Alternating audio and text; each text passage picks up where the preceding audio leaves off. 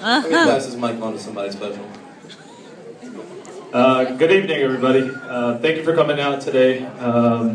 It's a long-awaited day for us. I've known Raja, or Neeru, as you guys know him, for about 15 years now, and it's been a good ride. I would say it's been a good ride. I want to thank Sanjay. Sanjay's been doing a fantastic job of emceeing. You see, through all these years of knowing Raja and Sanjay, myself, most of the people here on table number 10, Mani, Naveen, Niraj, Jay, we always pictured this day. Like, we knew this day would come, Raja would get married. The only question was, who would be sitting in this seat over here? We always thought it would be Sanjay and Raja.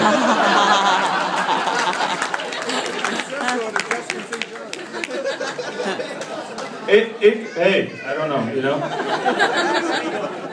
We also have an affectionate name for the lovely couple, Sanjaja. So, Sanjay, if no one else thanks you, I want to thank you. I'm proud of you. You're up here doing your thing with a broken heart. It's amazing, man. You know, speaking of broken hearts, I am actually very torn. You know, I remember the day, you know, when these guys first met. You know, I was like, wow, this is crazy. You know, Rocky's going from med school, he's going to Chicago, doing rotations. I'm calling him. I miss you, man. Come back. And then one day in the middle of the night, I get this phone call, and he's like, yo, man, I met this girl. I was like, come on, man, stop lying. And he was like, no, seriously, I met this girl, Seetai. She's really, really nice. She's beautiful, she's really pretty, and like, I think she likes me. I was like, come on, man, stop lying.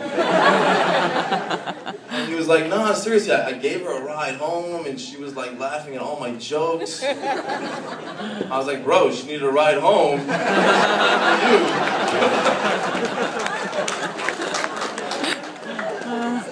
So, you know, that's how they met, and the next thing you know, she stole my spot, man. All right, so enough ranking on the groom here. You know, there's a couple things I can definitely say about the groom. He's handsome, he's intelligent, he's witty. Wait, oh, sorry, wrong wedding. Sorry, wrong wedding. He wouldn't be afraid to show his feminine side. His mother has a tattoo that reads, "Son." At museums, he's allowed to touch the art. He is the most interesting man in the world. That's right, everybody, put your hands together. Now you've all heard about the most interesting man in the world. But now we're going to tell you about the most uninteresting man in the world. So see, that I think it's appropriate if we gave you a few things that you should know about Raja. You guys are married now. It's like together forever. So there's a few things that are, you know, concerning to us about his usual behavior. Ahmed, you want to tell us about something? You know, one of the not so cool qualities about Neeru is his lack of organizational skills. So when the Canadians came to town all prepared, got the bus, got every function, I have to say, you guys really, you blew it out of the water. Raja's not a planner, so don't expect that. Oh, that's fun. But about a year ago, he's like, look what I got, a watch. I was like, wow, all right, dude, 32 years later, you got a watch.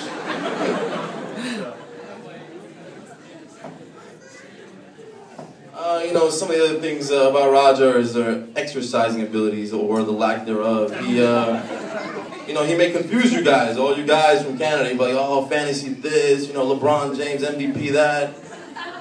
But he really does not play any sports. Like zero.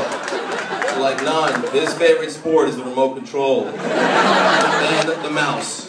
So, I mean, he'll confuse you guys and throw all these numbers and stats at you, but, you know, one time we were playing basketball, it was a little 2-on-2, pickup basketball, shooting some hoops, you know, me, and Monty, and Raja.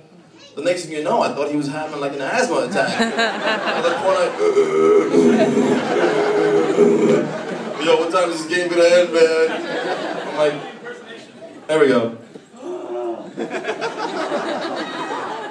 And he's like, what time is this game gonna end, man? When is this game gonna end? I'm like, dude, the score is 2-0. Just take it easy. We just started. Like, I haven't even broken a sweat yet. You're over here getting your inhaler on.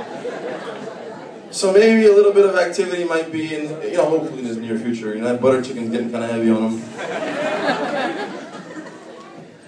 Item number 3 on the on some of the uninteresting things about Neeru.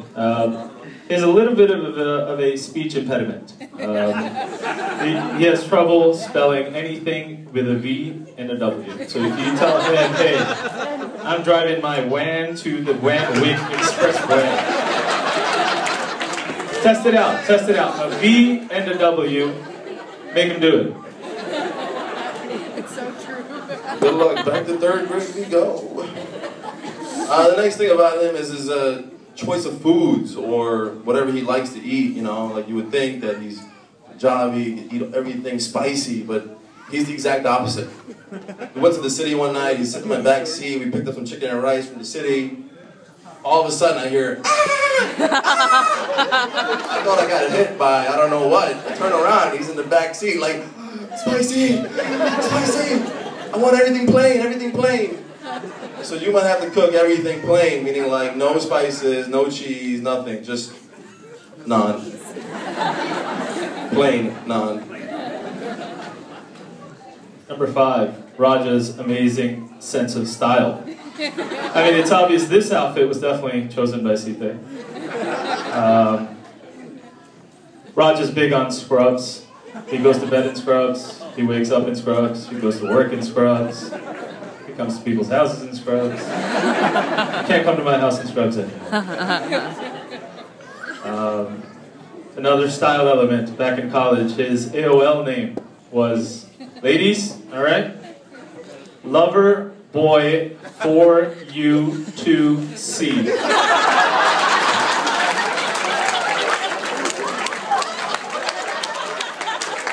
He still checks it once in a while.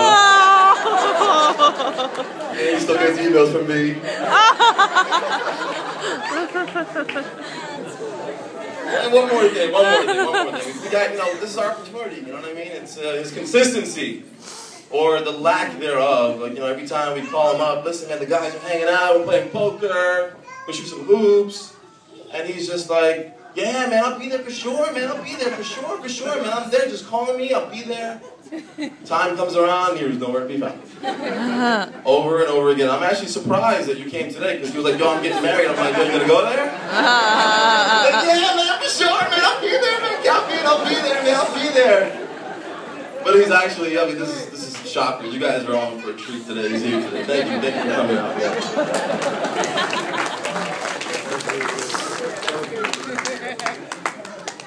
All right, so enough with the giggles and the laughs. Let's take it on a more serious tone. Let's talk about some of the amazing qualities about Raja. All right, here we go. He's tall. No, Raja's a very, very affectionate person. He'll always make an effort to reach out, call you, text you. If we go like a week, 10 days without hearing from each other, he'll always send me a note, where you at, where you been. So he's definitely a very affectionate person, very caring person.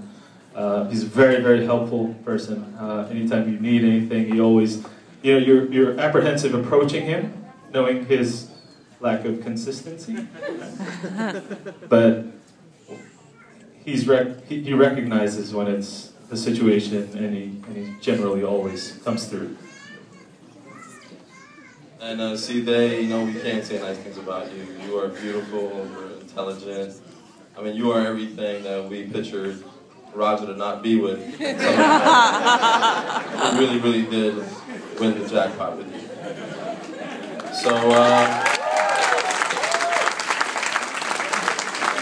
with all said and done, you know, I want to say one more thing, how Raja used to give a couple of these speeches back in the day at weddings. And he would always make fun of the groom and be like, yo, I'm sorry, you're not marrying the best man. But tonight, Seetai, you are marrying the best man. Aww. So everybody put your hands together and congratulate Neeru and Seetai.